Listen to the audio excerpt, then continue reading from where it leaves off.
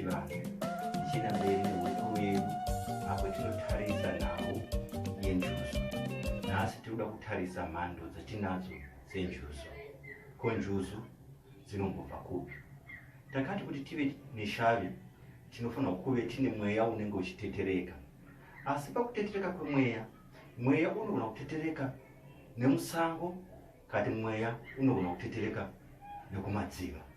Haisi mweya yese inokwanisa kutetereka kumadziva. Kuti mweya unotetereka kumadziva, panofanira kuve pane hochekoche pakati perudzi irworwo nemweya uyu. Saka imwe mweya inotetereka iri kumadziva, imwe mweya inotetereka iri mumasango. Saka mweya inotetereka iri kumadziva ndiyo mweya inotipa njuzu. Ndo patinoda kutarisa kuti ndedzipi mhando nerudzi rwevanhu vatinoona ruchizoita mweya inotetereka iri kumadziva. Nokuti hatisi tose tine marudzi anokwanisa kunotetereka ari mweya yawo iri kumadziva. Saka kana tichitarisa nhau yenjuzu, hatisi kutarisa nhau yekuti titi njuzu inozouya kana munhu asakatikira mudziva kana kuti mumvura. Munhu akapondwa akakarima mumvura kana munhu akadyiwa nezvikara zvemumvura, handizvo zvinotipa njuzu. Kuti tizoti tava nenjuzu pamusoro pekuti munhu akasakatikira mumvura. Asi kuti pane hochekoche pakati perudzi irworwo rwomunhu iyeye nemvura kati nemadziva. Rudzi rwokutanga runonzi rune mweya inokwanisa kutetereka iri kumadziva, rudzi rwedziva hungwe. Vanhu vedziva hungwe vanonzi ndivo vanhu vokutanga, pachirungu vanoti the earliest shona groups kuti vapinde munzvimbo ino yeZimbabwe ichiri pasi pema Khoisan, maKhoikhoi nemaSan people. Saka vanonzi vanhu vekutanga verudzi rwechishona vekutanga kupinda munyika ino yeZimbabwe vanhu verudzi rwedziva hungwe. Kana chitarisa rudzi urwu runobva padzitateguru ravo rainzi iro dziva guru. Saka pana dziva guru ndo patinoona ane mbeu dzake dzakaita sana nyamukoko, kaluva, zvichienda zvakadaro. Ndizo mbeu dzake idzodzo ndo dzinozotipa zvakare dzimwe mbeswana dzinozoita sana biri, vanozopinda ipapo zvekare zvichibva pazitateguru iroro ravo rainzi iro dziva guru. Saka tiri kuti vanhu vedziva hungwe vakabva pazitateguru rainzi madziva ndivo vanhu vanodavirwa kunzi ndewekutanga kupinda mukati menyika ino yeZimbabwe. Saka vanhu ava ko vane hochekoche ipi nemadziva? Iye dziva guru pachake tikamutarisa nhoroondo yanopiwa, anonzi aive nemasimba ekupatsanura mvura. Anonzi akapatsanura mvura yeZambezi. Tabva ipapo pakuva nemasimba makuru ekupatsanura mvura, anonzi zvakare aikwanisa kunayisa mvura, aikwanisa futi kumisa mvura kuti isanaya. Saka nembeu dzake dzatinoona zvekare dzichiuya dzichibva paari, dzinonzi zvakare dzakanga dziine masimba iwawo, masimba akanga ana dziva guru. Saka tinoona kuti kumbeu dzake dzakaita salovhimbi, kumbeu dzake dzakaita sanyamukoko, kumbeu dzake dzakaita sakaluva, dzinonzi dzakanga dzine masimba ekunayisa mvura. Dzozoita zvakare uchenjeri hwokutamba matare. Saka ndipo panotipa kuti titi zvinzi rudzi urwu kana rukasadzoka usiri mudzimu vanokwanisa kutetereka vari kumadziva. Ndo patinoti ndo panouya shavi renjuzu, nokuti rudzi rwokuti vanhu vacho vakasadzoka iri midzimu kana votetereka, ava vatetereki musango, vanotetereka vari kumadziva. Nokuti pane hochekoche pakati perudzi irworwo, ndosaka ruchinzi vemadziva vane hochekoche nemvura, vane hochekoche nemadziva. Ndosaka chiti rudzi irworwo runotetereka ruri kumadziva ndo panonotipa njuzu yatinodaidza isu kuti tsungunu. Tsungunu zvakare injuzu yatinoti ndiyo yakare kare pasi pasati parowa nenyundo, ndo patinowana njuzu inonzi tsungunu. Nezvatataura pamusoro perudzi urwu nemasimba aive nerudzi urwu, ndipo patinotaura zvakare kuti tsungunu ndiyo inonzi yakanga iri njuzu yaikwanisa kutora munhu achinogara pasi, nokuti rudzi urwu rwagara rune mamwe masimba arwaive nawo pamusoro pemvura. Vaikwanisa kuvhura mvura chaiko kuti vaende kumapako ari pasi pemvura, rudzi rwaizvikwanisa. Saka tichiti kana zvichizonzi njuzu iyi yaikwanisa kutora munhu ichienda naye pasi pemvura, hazvitishamisi, nokuti tikutaura pamusoro pekuti iye dziva guru anonzi akapatsanura zambezi, rwizi rwezambezi, vana vake, mhuri yake, dzinza rake rikafamba pamushechi, mvura yapatsanurika. Saka tikutarisa kuti dziva guru, kubva pana dziva guru tikutarisa kuti akanga ane masimba nemamwe mashiripiti aaiita pamusoro pemvura. Ndosaka tizoona zvekare mbeu nembesamwa dzimwe dzinozobuda idzi dzichibuda dzine masimba iwawo. Saka njuzu yatinotaura pakutanga tinenge tichitaura pamusoro petsungunu. Tsungunu injuzu, ishavi renjuzu rinouya rine masimba ekuita matare, rine masimba ekubata matare nekurapa. Zvese zvinenge zviri pashavi rimwe chete iroro. Izvi hazvitishamisi kana tikatarisa masimba anonzi aive nezitateguru racho dziva guru, tichidzoka uku kumbeu dzake dzaakasiya. Saka zvikanzi njuzu iyi yaikwanisa kutora munhu ichienda naye pasi pemapako, achizodzoka munhu uyu ava chiremba. Hazvitishamisi izvozvo, nokuti masimba ava, masimba atotaura nezvawo aya, rudzi urwu rwagara rune masimba iwawo. Saka ndo njuzu yatinotaura pakutanga, njuzu yemhando yatinoti isu tsungunu. Mhando yepiri imhando yatodaidza iyo kuti njuzu murazvo kana kuti vazungu. Iyi ndio njuzu yaunza kupokana mukati mekurarama, ndio njuzu yaunza kutaurwa, ndio njuzu yaunza zvakawanda zvakuitika pamusoro penjuzu zviri kubva panjuzu yatinodaidza iyo kuti njuzu murazvo kana kuti vazungu.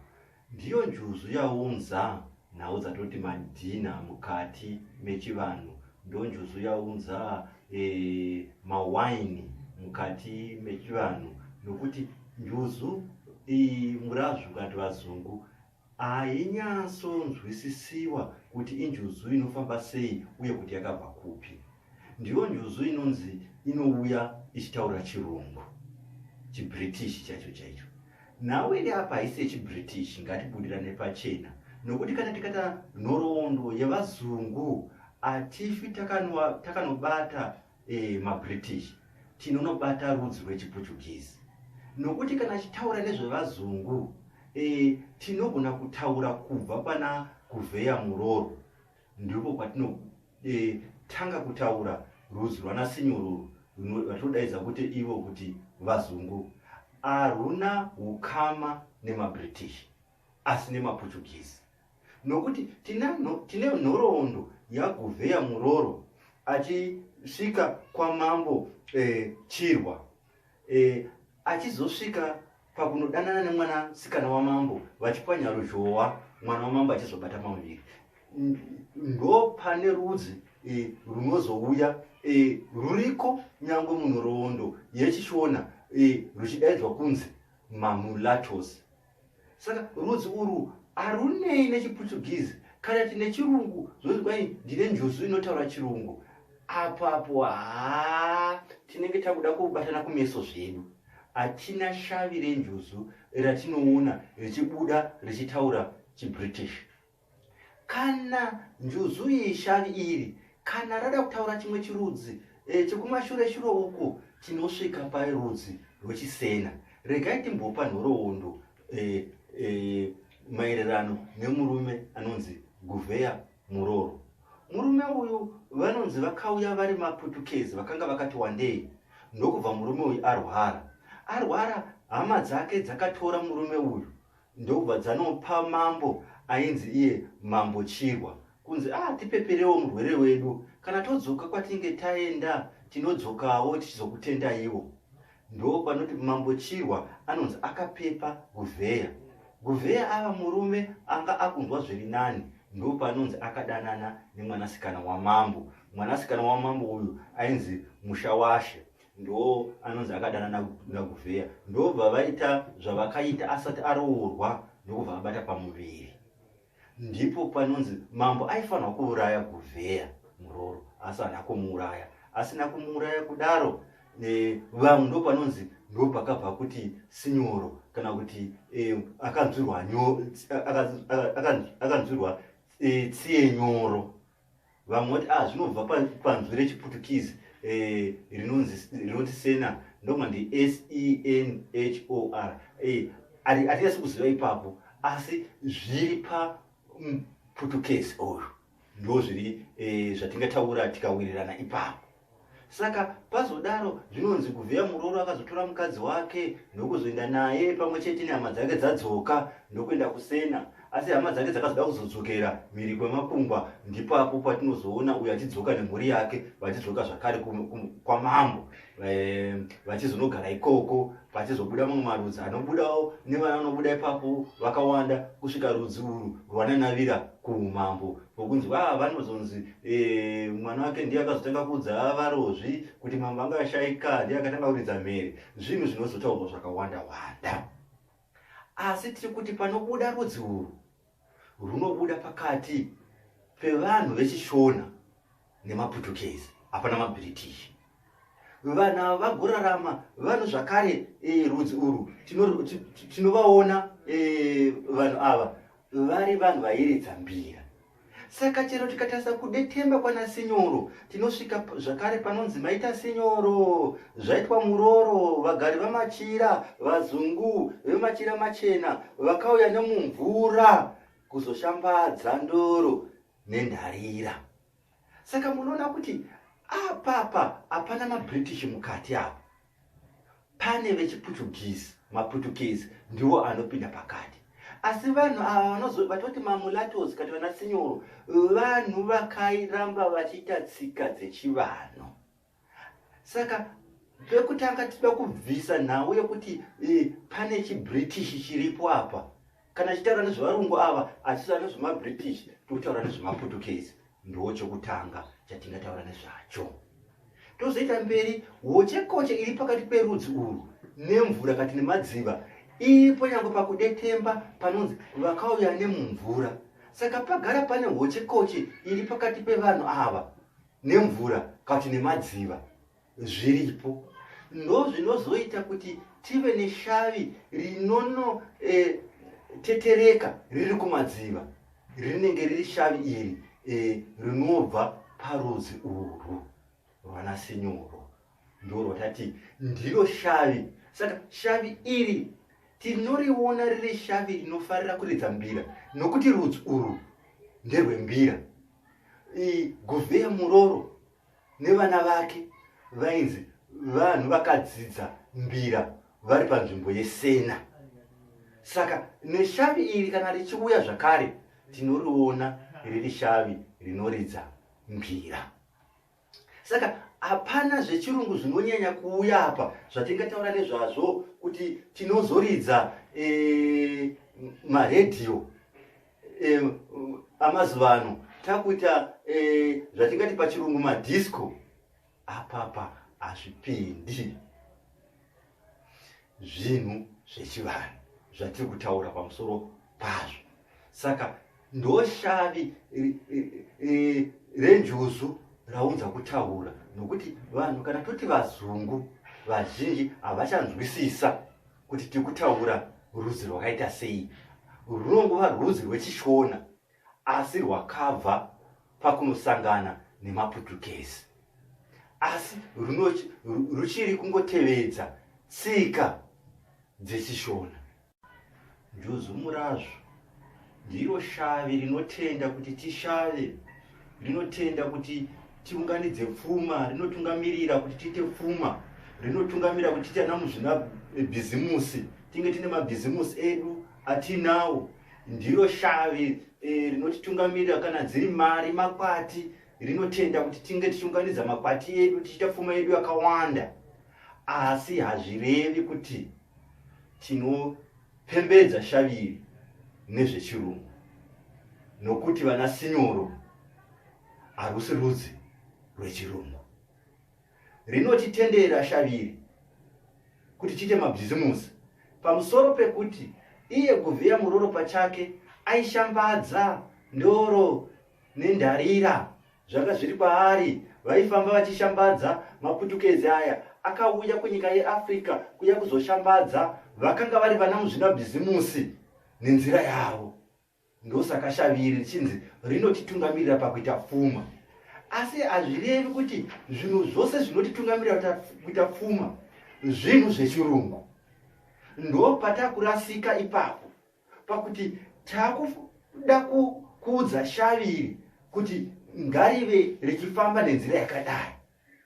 Hatisi kufamba nenzira inoda mashavi aya enjuzu. Taakumapa isu nzira yokufamba nayo. Kazhinji zvinhu zvedu hazvifambi zvakanaka. Taakutuma mashavi aya zvokuita, kwete zvaanofanirwa kuita iwo. Shavi rega rega rine zvarinofanirwa kuita. Tati njuzu yetsungunu ine zvayakamirira, zvikuru nezvekurapa nekubata matare. Tikati njuzu murazvo ndiyo inotenda kuti tive nemabhizimusi mamwe edu asine nezvekurapa. Inogona kutitungamirira mumabhizimusi iwayo. Asi kana tosvika pakupembedza tinongozvibata nenzira yechivanhu. Hapana patinopinzira pakati apa nzira yechirungu. Nzira dzechirungu hadzipindi apa. Asi hazvitirambidzi kuva nemotokari, hazvitirambidzi kuva nezvikepe, hazvitirambidzi kuva nedzimba dzakanaka, hazvitirambidzi kupfeka zvinhu zvakanaka. Kuti takuita zvechivanhu, kuti tave nenjuzu, njuzu ingatonetsa itsungunu, nokuti ndiyo inonyanya kuda kuti zvinhu zviti twasa twasa nezvechivanhu. Asi hazvitirambidzi kuti kana tapedza kuita zvainoda torarama upenyu hwedu hwemazuva ose. Saka kana tichibata zvinhu izvi ngatizive kuti apa patakubata apa tomboita zvechivanhu. Kana zvichingazvo zvapera izvozvo zvechivanhu toenda kune zvemazuva ose. Saka tisava vanhu vanoda kusanganisa zvinhu pazvisingafanira kusangana. Tinosvika pakusanganisa zvimwe zvinhu zvisingasangani. Ngatizive kuti apa taakumboita zvechivanhu, tapedza ipapo toita hedu zvemazuva ose. Kana takufunga kupembedza njuzu, ingava tsungunu, ingava murazvo, vazungu, ngatingozivai kuti tiri kuchivanhu, hatisati tabuda ipapo. Hatisati takuridza madhisko pamashavi edu. Kana tichazosvika nguva yekuridza madhisko pamashavi edu, kuda ichasvika, asi ndinoona sekuti hatisati tasvika ipapo. Ndiko kuti zvinhu zvedu zvitifambire nenzira yakanaka.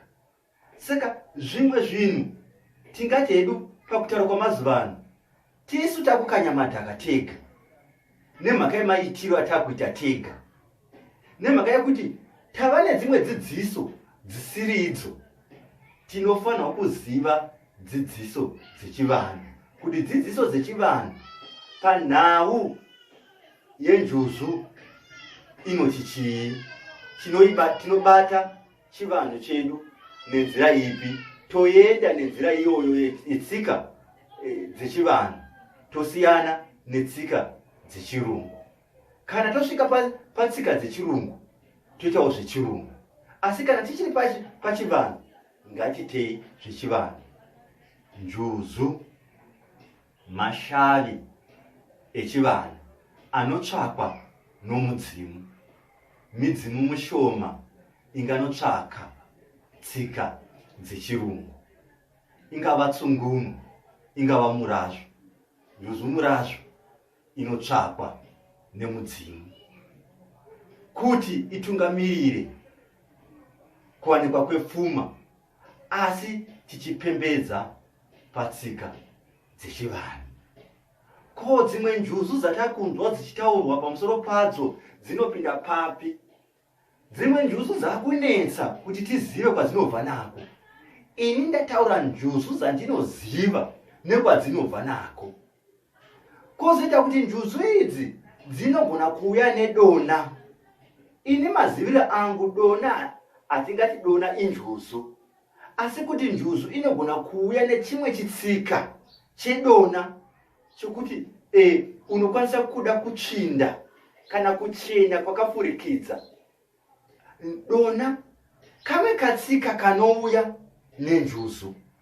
Kati nemamwe mashavi kanogona kuwanikwa karipo, asi kuti nditi kune njuzu inonzi dona, ine handisati ndanyatsozvibata, handisati hangu ndanyatsozviziva. Kana kune vanozviziva vanotsanangurawo nemaziviro avo kuti njuzu iyoyo inenge ichibva papi. Asi kuti kune tsika inonzi dona inouya nekushavi, ndinozvizivawo izvozvo, zvokuti mumwe munhu anogona kuti akaona tsvina orutsa, kana kunzwa kuvaviwa asvika panzvimbo ine tsvina, kana kuti akadikitira ovaviwa, zvinenge zvichingotadza kuti anoda kugara akachena. Munhu haadi kusakanzana netsvina. Zvinobva panjuzu nemamwe mashavi anogona kuuya nedona. Izvo zvinoziva zvichiitika. Asi kana kwava nenjuzuwo yedona zvinogona kuve zvichiwanikwawo, asi ndisati ndaziva kuti zvinobva papi. Asi vamwe unozonzwa voti kune njuzu yemurazvo inouya neshavi redona. Ndozvitenda izvozvo zvinogona kutaurika seizvozvo, kuti munhu unogona kuita katsika kedona kanobva nemunjuzu. Zvinowanikwa izvozvo. Dzimwe njuzu dzandinonzwa hangu dzandisingadi kutaura nemazita, inhau yekuti handisati ndasangana nekuti dzinobva nekupi, uye rudzi rwadzo nderupi. Nokuti njuzu yega yega munhu akamborarama pasi pano akatsika pano ari werumwe rudzi, chisiri chipuka. Shavi rega rega munhu akamborarama, asi takataura kuti mumwe munhu anogona kusadavirwa kudzinza, kusatambirwa odzoka rave shavi. Kunyanya kana munhu akanga akarega kusiya mhuri, ndizvo zvinoita kuti tizova neshavi ratingati njuzu kana mamwe mashavi, madzviti, mandau nemamwe mashavi anogona kuuya achitaura pamusoro pawo akasiyana siyana. Saka shavi renjuzu rakangofanana nemamwe mashavi, asi charakasiyana chete ndechekuti uyu mweya hautetereki uri kumasango, unotetereka uri kumadziva. Ndiko mumadziviro andinoita chivanhu cheshavi renjuzu. Ndozvindachikupakurirei kuti tikwanise kugadzira mashavi atinawo, kuti akwanise kutishavira, kuti tikwanisewo kuwana pfuma nenzira kwayo. Kana tikazvisanganisa tikakanyamadhaka, mangwana tinoti zvemanjuzu izvi hazvibetseri, zvemanjuzu izvi hazvina kana zvazvinotipa, nemhaka yekuti tazviita nenzira isina kururama. Ngatiitei zvinhu zvedu nenzira yakarurama. Bwana zvinogona kutiitirawo